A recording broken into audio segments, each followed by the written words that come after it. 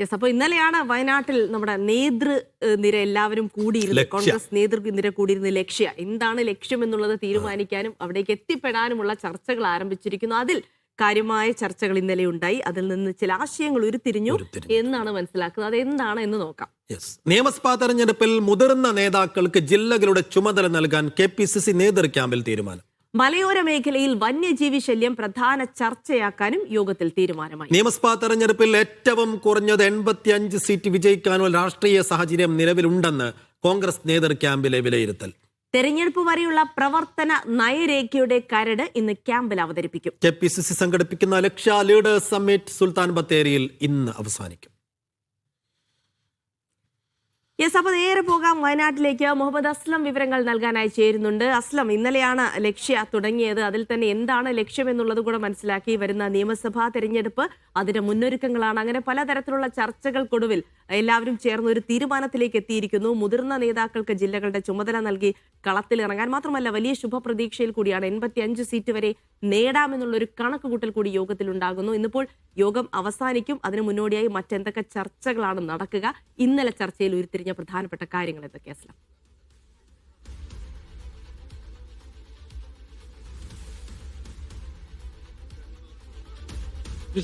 നൂറിലധികം സീറ്റുകൾ ലക്ഷ്യമിട്ടുകൊണ്ട് വിജയത്തിലേക്ക് കയറാനുള്ള തന്ത്രങ്ങൾ ഒരുക്കുകയാണ് കോഴിക്കോട് നമ്മൾ നിൽക്കുന്ന സുൽത്താൻ ബത്തേരിയിലെ സപ്ത റിസോർട്ടിൽ നടക്കുന്ന ഈ ഒരു ക്യാമ്പിൽ നടക്കുന്നത്. അതിൽ തന്നെ കൃത്യമായ വിലയിരുത്തലുകൾ ഇന്നലെ മേഖല തിരിച്ച് ഓരോ മേഖലകളെ തിരിച്ചുകൊണ്ട് ഓരോ മണ്ഡലത്തിന്റെ സാഹചര്യം, രാഷ്ട്രീയ സാഹചര്യം ഒക്കെ തന്നെ വിലയിരുത്തിയപ്പോഴാണ് കുറഞ്ഞത് 85 സീറ്റ്, അത് 100-ൽ മുകളിലേക്ക് പോകും എന്നാണ് അതാണ് ലക്ഷ്യമിടുന്നത്. അതേസമയം കുറഞ്ഞത് ഇപ്പോൾ തന്നെ 85 സീറ്റിലധികം വിജയിക്കാനുള്ള ഒരു രാഷ്ട്രീയ സാഹചര്യം കേരളത്തിൽ നിലനിൽക്കുന്നുണ്ട്. അത് മുതലെടുക്കാൻ ആവശ്യമായ തയ്യാറെടുപ്പുകളിൽ 2019 പോലെ അമിത ആത്മവിശ്വാസത്തിലേക്കല്ല, പകരം കൃത്യമായ തയ്യാറെടുപ്പിലൂടെ മുന്നോട്ട് പോകാനാണ് തീരുമാനിച്ചത്. അതിന്റെ അടിസ്ഥാനത്തിലാണ് ഓരോ ജില്ലകളിലും മുതിർന്ന നേതാക്കൾ ചുമതല കൊടുത്തുകൊണ്ട് നടപടികളിലേക്ക് പോകാൻ തീരുമാനിച്ചിരിക്കുന്നത്. നമുക്കിപ്പോൾ ചെറിയൊരു പ്രതികരണത്തിലൂടെയൊക്കെ പോകാൻ നേതാക്കളൊക്കെ തന്നെയും ഇവിടെയുണ്ട്. KPCC working president AP Anilkumar കൂടി നമ്മോടൊപ്പം ചേരുന്നുണ്ട്. പിന്നെ തീരുമാനങ്ങളൊക്കെ ഇനി KPCC പ്രസിഡന്റും മറ്റുമൊക്കെ ശേഷം പറയേണ്ടത്. എന്നാലും നമ്മളൊരു മൂഡ് എങ്ങനെയാണ് പോകുന്നു ലക്ഷ്യയുടെ ഒരു ചർച്ചകളും കാര്യങ്ങളൊക്കെ? ഇന്ന് എന്തൊക്കെയാണ് സെഷൻസ് ഉണ്ടാകുന്നത്? ലക്ഷ്യ ഇന്നലെ 1-ാം ദിവസം അതുമായി ബന്ധപ്പെട്ട പ്രധാനപ്പെട്ട ചർച്ചകളൊക്കെ നടത്തി. ഇന്നലെ രാത്രി ഏറെ കഴിഞ്ഞാണ് പൊളിറ്റിക്കൽ അഫയേഴ്സ് കമ്മിറ്റിയുടെ ചർച്ച ഉണ്ടായിരുന്നു. അത് കഴിഞ്ഞു. ഇന്ന് അതുമായി ബന്ധപ്പെട്ട പാർട്ടി ഇനി വരുന്ന 3 മാസക്കാലത്തേക്കുള്ള കർമ്മ പരിപാടികൾ ഇന്ന് KPCC പ്രസിഡന്റ് അത് പ്രഖ്യാപിക്കും. അതോടൊപ്പം തന്നെ പ്രതിപക്ഷ നേതാവ് ഈ കർമ്മ പരിപാടികളും അതോടനുബന്ധിച്ച് പൊതുവായ രാഷ്ട്രീയമായ കാര്യങ്ങളൊക്കെ ഇന്ന് ക്യാമ്പിൽ പറയുന്നു. ഒരു സീറ്റ് ലക്ഷ്യം വെച്ചുകൊണ്ട് മാത്രമല്ല, ഞങ്ങളുടെ ഇന്നലത്തെ ചർച്ചകളുടെ ഒരു ആകത്തുക എന്ന് പറയുന്നത് യഥാർത്ഥത്തിൽ ഈ ഗവൺമെന്റിനെതിരെയുള്ള ഒരു വികാരം മാത്രം മുതലെടുത്ത ഒരു തെരഞ്ഞെടുപ്പിനെ നേരിടുക എന്നല്ല, ജനങ്ങൾക്ക് മുന്നിൽ മറ്റൊരു കേരളം നമുക്ക് അവതരിപ്പിക്കുക എന്നുള്ളതാണ്. യഥാർത്ഥത്തിൽ 10 വർഷക്കാലത്തെ ഒരു കേരളത്തിൽ നിന്ന് വ്യത്യസ്തമായി കേരളത്തിലെ ചെറുപ്പക്കാരും യുവാക്കളും യുവതികളും ഒക്കെ ആഗ്രഹിക്കുന്ന രീതിയിൽ നമ്മുടെ നാട്ടിൽ തന്നെ അവർക്ക് അവരാഗ്രഹത്തിനനുസരിച്ച് തൊഴിൽ ലഭിക്കുവാനും ജീവിക്കാനും കഴിയുന്ന ഒരു കേരളത്തെ സൃഷ്ടിക്കുക എന്നുള്ളത് കൂടി UDFന്റെ പ്രധാന അജണ്ടയായിട്ട് വരും. അതുകൊണ്ട് തന്നെ ഒരു ഗവൺമെന്റിനെതിരായ വികാരം വളരെ ശക്തമായുണ്ട്.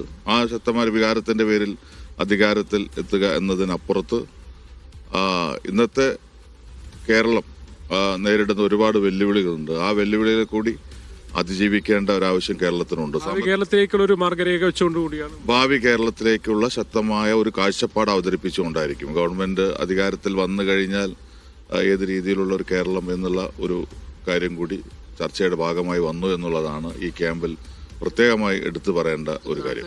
പ്രിപ്പറേഷൻസ് ഉൾപ്പെടെയുള്ള കാര്യങ്ങൾക്ക് നിർദ്ദേശം നൽകും അല്ലെ? വോട്ടർ പട്ടിക അല്ലെങ്കിൽ വോട്ട് ചേർക്കൽ ഉൾപ്പെടെയുള്ള താഴെത്തട്ട പ്രവർത്തകർക്കുള്ള കൃത്യമായ നിർദ്ദേശം കൂടി ഉണ്ടാവും. ഇതിനകം തന്നെ ഇന്നലത്തെ പൂർണ്ണമായിട്ടും ഇന്നലെ ചർച്ചകളിൽ അത് രൂപപ്പെട്ടു വന്നിട്ടുണ്ട്. അപ്പം ഇന്ന് അത് KPCC പ്രസിഡന്റ് അതുമായി ബന്ധപ്പെട്ട കാര്യങ്ങൾ ഇന്ന് ക്യാമ്പിൽ അവതരിപ്പിക്കും. പിന്നെ അതായത് ഒരു സർക്കാരിനെതിരായ ഭരണവിരുദ്ധ വികാരം എന്തായാലും തദ്ദേശ തെരഞ്ഞെടുപ്പിൽ പ്രകടമായി എന്നുള്ളത് ശരിയാണ്. അതേസമയം തന്നെ അത് മാത്രം മുന്നിൽ നിർത്തിക്കൊണ്ടല്ല, പകരം പിന്നെ ഇതിൽ അതായത് ഒരു ഭാവി കേരളത്തെക്കുറിച്ചുള്ള കൃത്യമായ ഒരു മാർഗരേഖ കൂടി വെച്ചുകൊണ്ടുള്ള ഒരു നടപടിയിലേക്ക് വരും എന്നുള്ളതാണ് കൂടി നമുക്ക് പറയാനുള്ളത്. പല നേതാക്കൾ കൂടി നമ്മളൊപ്പം ഉണ്ട്. ജബി മേത്തർ, മഹിളാ കോൺഗ്രസിന്റെ അധ്യക്ഷ കൂടി നമ്മളൊപ്പം ഉണ്ട്. പിന്നെ തീരുമാനങ്ങളൊക്കെ പ്രധാനപ്പെട്ട ആൾക്കാർ പറഞ്ഞ ഒരു മൂഡ് എങ്ങനെയാണ് ശരിക്കും നേതൃ ക്യാമ്പിന്റെ ഒരു മൂഡ്? കോൺഗ്രസ് മൂഡാണ്, UDF മൂഡാണ്. UDF മൂഡിന്റെ കോൺഗ്രസിന്റെ മുഖ്യമന്ത്രിയും UDFന്റെ സർക്കാരും യാഥാർത്ഥ്യമാകാൻ വേണ്ടി വളരെ കൃത്യമായി സിസ്റ്റമാറ്റിക്കായി പ്ലാൻ ചെയ്ത് വിഷനോട് കൂടിയുള്ള പ്രവർത്തനങ്ങൾ ആസൂത്രണം ചെയ്യുന്ന ഒരു ക്യാമ്പാണിത്. അപ്പോൾ എല്ലാവരും വലിയ പ്രതീക്ഷയിലാണ്, പോസിറ്റീവ് വൈബാണ്. ഏത് മൂഡ് എന്ന ചോദ്യത്തിന് കോൺഗ്രസ് മൂഡ്. ഞാൻ ചോട്ടെ, മഹിളാ കോൺഗ്രസ് കൂടെ ഒരാൾ ചോദിച്ചിട്ടുണ്ട്, കൂടുതൽ വനിതകളൊക്കെ വരുന്ന രീതിയിലുള്ള ഒരു പോസിറ്റീവായ ചർച്ച വരുന്നുണ്ട്. നേതാക്കന്മാരൊക്കെ തീർച്ചയായും അത്തരത്തിലുള്ള ഒരു മെസ്സേജ് തന്നെയാണ് ഞങ്ങൾക്കൊക്കെ ലഭിക്കുന്നത്.